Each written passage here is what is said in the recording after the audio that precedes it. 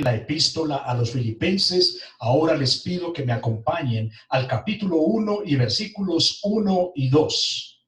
Capítulo 1, versículos 1 y 2 de la epístola a los Filipenses. Dice así la palabra de Dios: Pablo y Timoteo, siervos de Jesucristo, a todos los santos en Cristo Jesús que están en Filipos, con los obispos y diáconos. Gracia y paz a vosotros, de Dios nuestro Padre y del Señor Jesucristo. Mis hermanos, como una epístola que es este libro que vamos a estar considerando por varios meses, como epístola siempre encontramos un remitente o unos remitentes y encontramos unos destinatarios. Esto lo podemos ver de una manera clara aquí en los primeros dos versículos de la epístola a los Filipenses. De manera que, ¿por qué vamos a estudiar esta epístola? Nos asisten tres razones importantes para el estudio de la epístola a los Filipenses. Nos asisten tres razones importantes. Primero, porque la epístola nos revela el secreto de la verdadera felicidad. La manera en que esta felicidad puede obtenerse está claramente revelada en esta carta. Primera razón. Segunda razón, porque nos conduce al hombre que ha aprendido tal secreto, el secreto del gozo o de la felicidad. Esa es la segunda razón. Y la tercera razón, porque nos revela al Cristo, a quien fue el que enseñó el secreto, sin lugar a dudas, ¿cierto? En ella se nos presenta Cristo, nuestro modelo y ayudador, en la grandeza de su amor condescendiente, como nos lo muestra Filipenses 2, del 5 al 11. Estas las razones por las cuales estudiar la epístola. Pero hablemos un poquito de la ciudad de Filipos. Nos dice claramente en el versículo 1, a los santos que están en Filipos. Hablemos un poquito de la ciudad. En el año 359 antes de Cristo subió al trono de Macedonia Felipe II.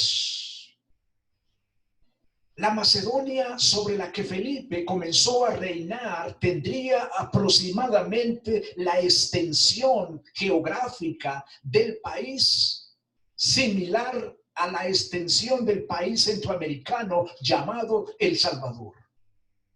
Felipe se propuso decididamente modernizar su ejército, para lo cual lo dotó de lanzas más largas, fuerzas de choque a caballo y una mejor organización. Así comenzó Felipe la extensión de sus dominios. Para lograr sus propósitos, Felipe se anexó una región aurífera que estaba en los alrededores de Macedonia y que por sus copiosos manantiales era llamado Crenides, que significa fuentecillas. Felipe entonces engrandeció la ciudad llamándola Filipos, es decir, colocando su nombre a la ciudad. En poco tiempo la ciudad de Filipo fue convertida en una colonia romana, dándosele el nombre de Colonia Julia Filipense. Filipos era como una Roma en miniatura, una reproducción en pequeña escala de la ciudad imperial. Sus habitantes eran predominantemente romanos, aunque los nativos vivían junto a ellos y poco a poco se fueron mezclando. Naturalmente, los ciudadanos de Filipos sostenían el gran orgullo de ser ciudadanos romanos. Es más, gozaban de los mismos derechos que cualquier otro ciudadano del imperio. Por ejemplo, los ciudadanos de Roma estaban exentos de ser azotados, ¿cierto? También no podían ser arrestados salvo en casos extremos, y tenían el derecho de apelar incluso al emperador. Tenían también sus nombres registrados en los archivos de Roma.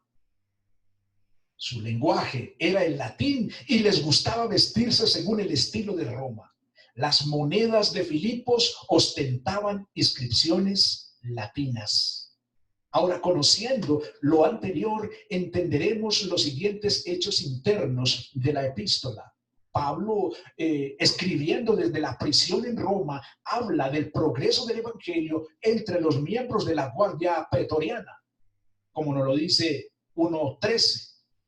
Y hace mención de ella porque sabe que sus lectores, muchos de los cuales pertenecerían sin duda a alguna familia de veteranos, sentirían un vivo interés en ello. Pablo también nos dice en 1:27, a la luz de los hechos que ya hemos enumerado, es probable que la ciudadanía terrenal romana de los que los filipenses estaban tan orgullosos sea la idea subyacente de la ciudadanía celestial a la que el apóstol hace referencia. Los creyentes, por el contrario, nunca podrán sentirse felices en la tierra porque saben que su patria, el país al que su ciudadanía pertenece, está en los cielos y que somos viajeros peregrinos aquí abajo. Filipenses 3:20. Pablo habla de los dolorosos sufrimientos de los lectores,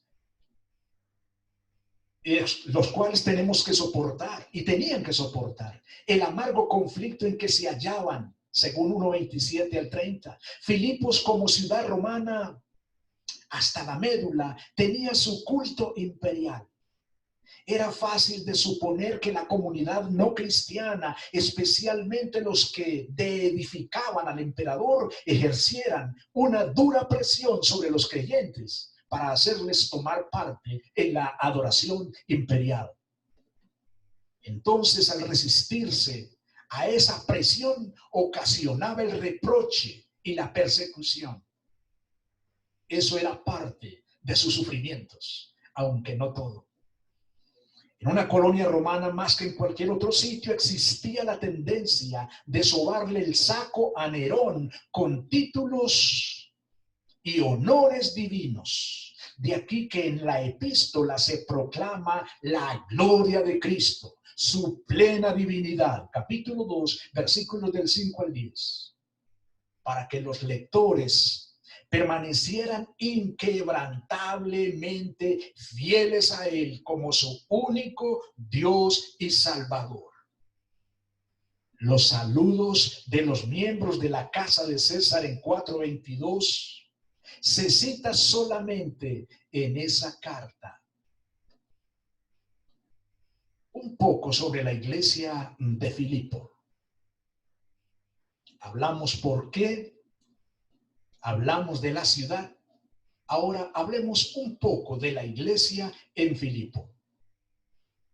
En el curso de su segundo viaje misionero, años 50 o 51 a 53 o 54 después de Cristo, Pablo es acompañado por Silas y Timoteo.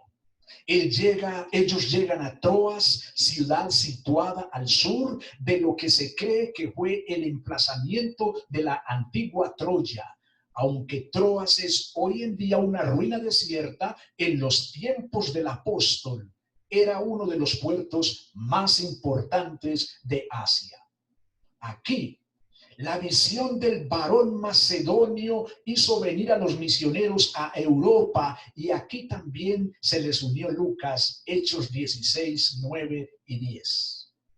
Al día siguiente, el grupo llega a Neápolis, un puerto de Filipos, donde terminó su rápido viaje de solo 2 días de duración. Ahora, desde Neápolis, los misioneros continuaron enseguida a pie hacia la ciudad propiamente de Filipos. Pablo, en obediencia a la dirección del Espíritu, desarrolló la mayor parte de su obra en centros importantes, tales como Antioquía de Pisidia, Filipos, Corinto, Éfeso. Por último, Roma.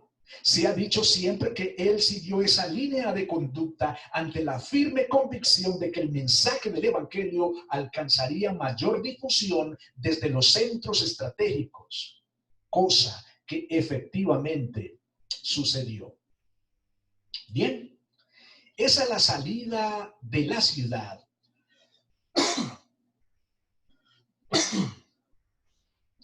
Por la parte oeste había un gran camino extendido sobre la vía Ignacia, la cual unos kilómetros más lejos cruzaba el rápido y estrecho río Gangites.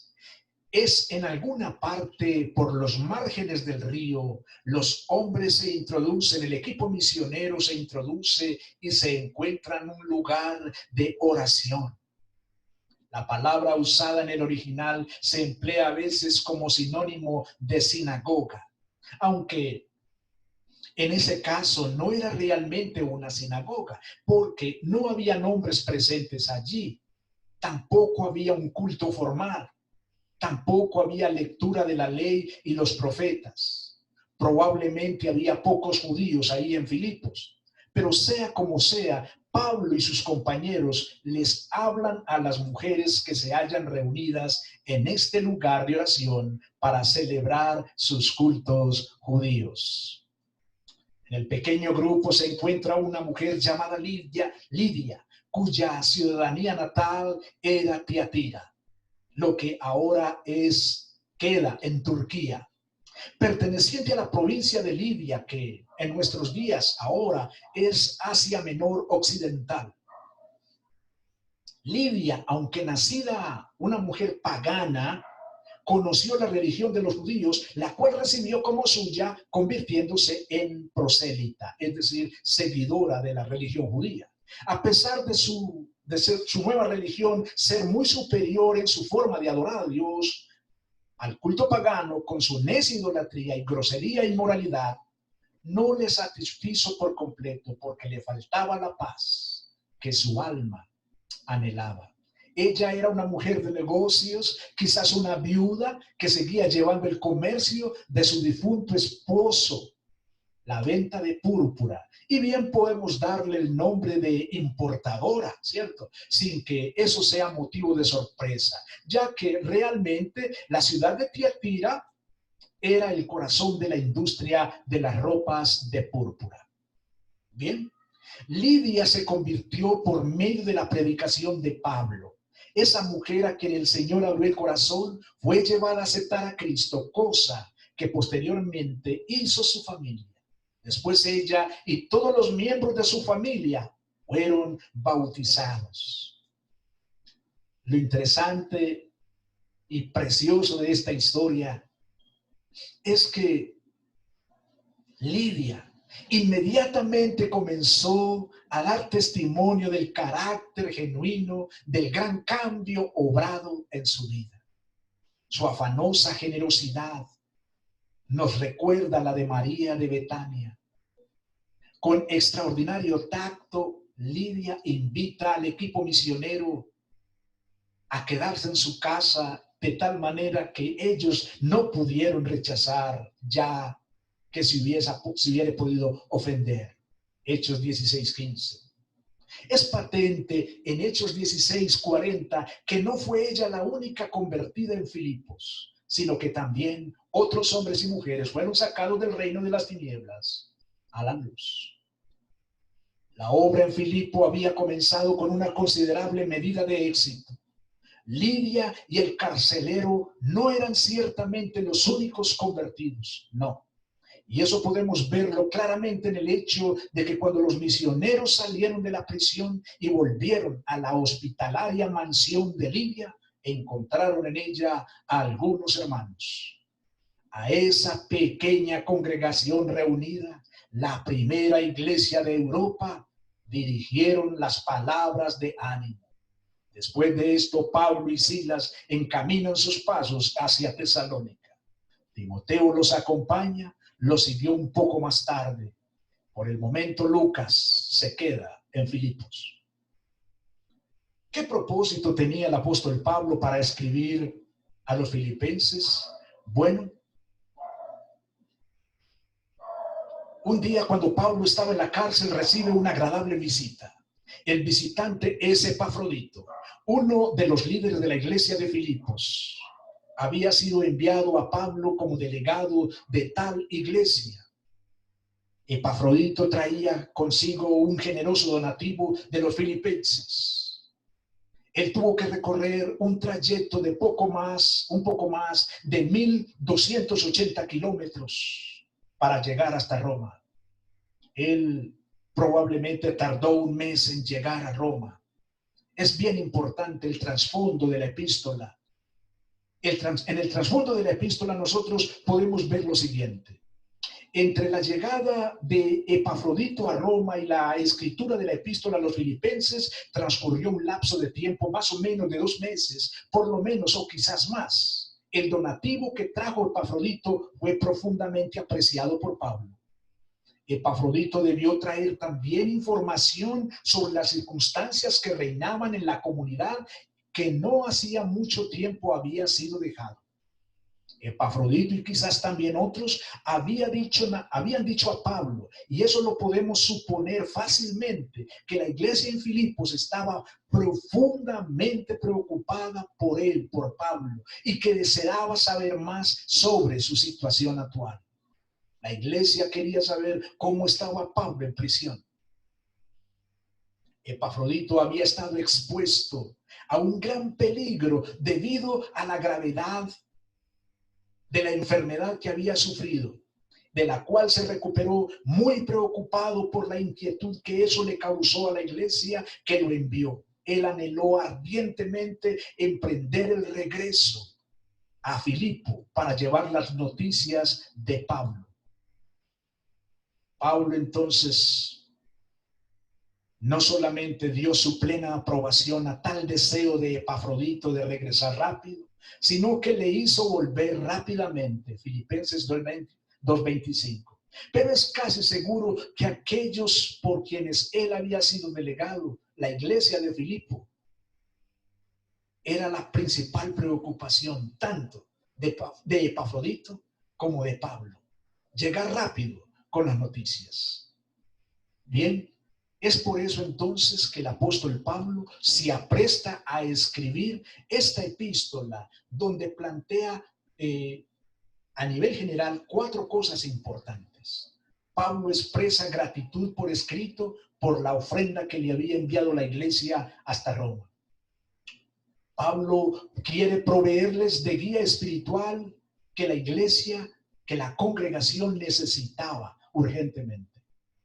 Pablo quiere llenar las mentes y los corazones de los filipenses de gozo espiritual. Y por último, Pablo quiere incluir en la bondad espiritual del corazón de los filipenses a fin de que tributen a Epafrodito la más cordial bienvenida. Él les recomienda: tengan en cuenta a hombres que son como Epafrodito, porque por llegar con su donativo hasta donde yo estaba, estuvo a las puertas de la muerte. Recíbanlo y consideren a los hombres que son como él. El lugar y la fecha de reacción: Filipenses pertenece al grupo de 4 epístolas que son Colosenses, Filemón, Efesios y Filipenses, por supuesto, que se conocen comúnmente con el nombre de epístolas de la cautividad. En la armonía con los estudiosos e intérpretes y comentaristas, mis hermanos, se le da la paternidad, el lugar donde fue escrita esta carta, desde la prisión en Roma. La paternidad literaria de la carta, es decir, ¿quién escribió la carta? No hay mucho que investigar, sino que fue el apóstol Pablo, como nos dice el primer versículo del capítulo 1. El contenido general de la epístola como tal, contenido general, capítulo 1, vemos en los versículos 1 al 11, se ve el cálido afecto que siente por los filipenses, a quienes está unido en bendita comunión.